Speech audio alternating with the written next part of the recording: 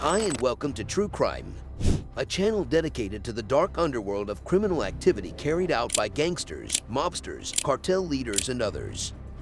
He was one of the wealthiest and most notorious criminals in history with a net worth of over $30 billion. But how did a small-time smuggler become the king of cocaine? In this video, we'll take a deep dive into the life and rise of Pablo Escobar, exploring his early years, his entrance into the drug trade, and the ruthless tactics he employed to become one of the most powerful men in the world. Let's get started. From rags to riches, the story of how Pablo Escobar became the king of cocaine. From an early age, Pablo Escobar's ambition was palpable, a driving force that would come to define his life. He spoke of his desire to be big, to be something greater than himself, and his dreams of becoming the president of Colombia. It was this same ambition that led him to study political science at La Universidad de Antioquia, determined to use his education as a stepping stone to success. But fate had other plans, and when he ran out of money to pay for his studies, he was forced to drop out, a turning point that would shape his future in ways he could not have imagined. Some say it was this moment of desperation that fueled his entry into a life of crime. His need for money drove him to steal cars and even tombstones. But whatever the reason, it was clear that Escobar was not content to remain a small-time criminal in his quest for dominance in the cocaine trade.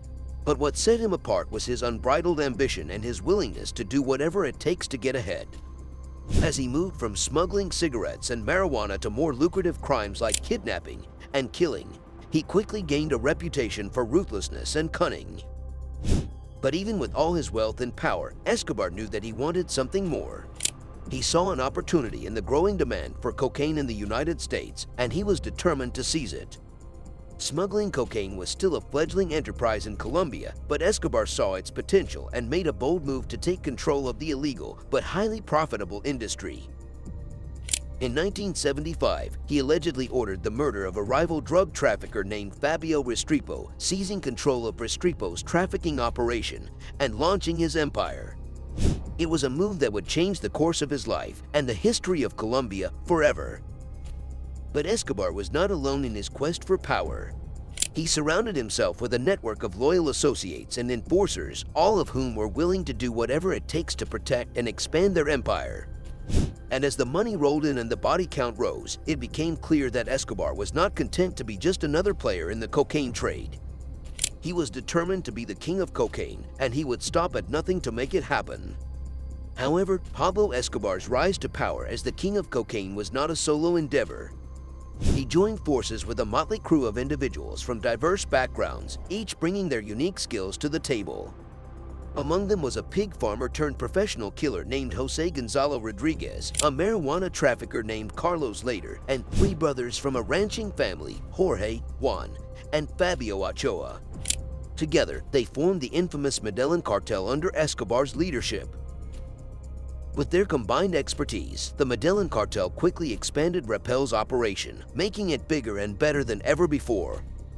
They developed more efficient ways to ship large amounts of cocaine to the United States, including using their planes instead of relying on suitcases and human mules on commercial airlines.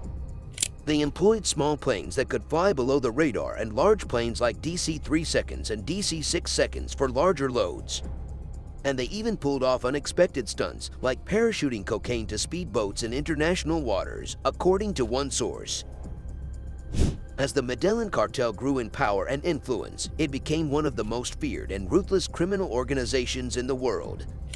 And while Escobar may have been the driving force behind their success, it was the combined efforts of the entire group that allowed them to dominate the cocaine trade for years to come. In addition to his infamous drug smuggling tactics, Pablo Escobar was a man of remarkable creativity and extravagance. His ability to devise clever ways to smuggle cocaine into the United States, such as blending it into products like Ecuadorian cocoa, Chilean wine, and blue jeans, was nothing short of genius. He even went so far as to transport cocaine by submarine, using two remote-controlled miniatures from the Russian Navy that could carry a ton of cocaine each. With his innovative tactics, he was able to transport an estimated 15 tons of cocaine daily, earning a staggering $420 million a week. Escobar's wealth knew no bounds, and he spared no expense in living the life of luxury. He bought a Learjet for the sole purpose of moving his money around and lived in a sprawling mansion complete with swimming pools, artificial lakes, gardens, and even a private zoo. He had a soccer arena and bullring built for his entertainment, which required a staff of 700 to maintain.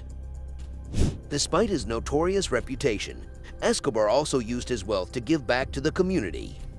He built churches, sports facilities, and housing for the poor, even constructing a whole neighborhood called Barrio Pablo Escobar, which still stands today. His ingenuity and creativity made him one of the most successful drug lords of his time, and his extravagant lifestyle left an indelible mark on the world. Despite his violent and ruthless behavior, some of the people who benefited from Pablo Escobar's generosity still regard him as a hero today. He was known to reach out to the community and provide them with aid and resources, earning their love and support. However, it has been speculated that Escobar's motives for these acts of kindness were not entirely selfless. He knew that if he could improve his public image and gain the people's favor, he would be safer and more secure in his position as the king of cocaine. Unfortunately, Escobar's outward displays of generosity could not mask his true nature. He continued to resort to violence and brutality in his quest for power and expansion. His infamous plata o plomo policy, which offered individuals the choice between silver or lead, was a clear indication of his willingness to use force to get what he wanted. Escobar's death toll was staggering, with reports suggesting that he was responsible for the deaths of thousands of people, including judges, court officials, policemen, and civilians. Despite his horrific actions, Escobar believed that he was above the law and could act with impunity. And for a while, he did. But eventually, his crimes caught up with him, and he paid the ultimate price for his actions. Although he may have been regarded as a hero by some, it is important to remember the devastating impact that he had on countless lives. Pablo Escobar's use of the plata o plomo policy kept him out of jail for an extended period thanks to the corruption of many judges who were willing to take his bribes. Even when he was eventually arrested and sentenced to jail, his power and influence allowed him to create a luxurious prison of his own making called La Catedral, where he continued to run his drug trafficking operation. However, Escobar's downfall began when he could not resist testing the limits of his power, even while in prison. He had two associates of his cartel tortured and killed, causing the Colombian government and public opinion to turn against him. When the authorities attempted to transfer him to a regular prison, Escobar fled and became a fugitive. For 16 months, the local police, a special squad of U.S.-trained Colombian soldiers called the Search Block, and a shadowy collective of Escobar's enemies known as Los Bebés searched for him. Escobar managed to evade capture until the Search Block finally pinpointed his location from a traced phone call. When they caught up with him, there was a shootout and Escobar was reportedly killed. However, many people, including his son and brother, believe that he committed suicide to avoid extradition to the United States. While some may admire Escobar's success despite his crimes, it is essential to remember the devastating impact he had on countless lives. Ultimately, whether one admires Escobar's success or condemns him as a low-down criminal who got what he deserved is a matter of personal opinion. However, it is crucial to remember the countless lives he ruined and the harm he caused to society as a whole. Thank you for watching another amazing video from our True Crime team. Like, comment, and subscribe. And stay tuned to our next real-life true crime video. Life True Crime.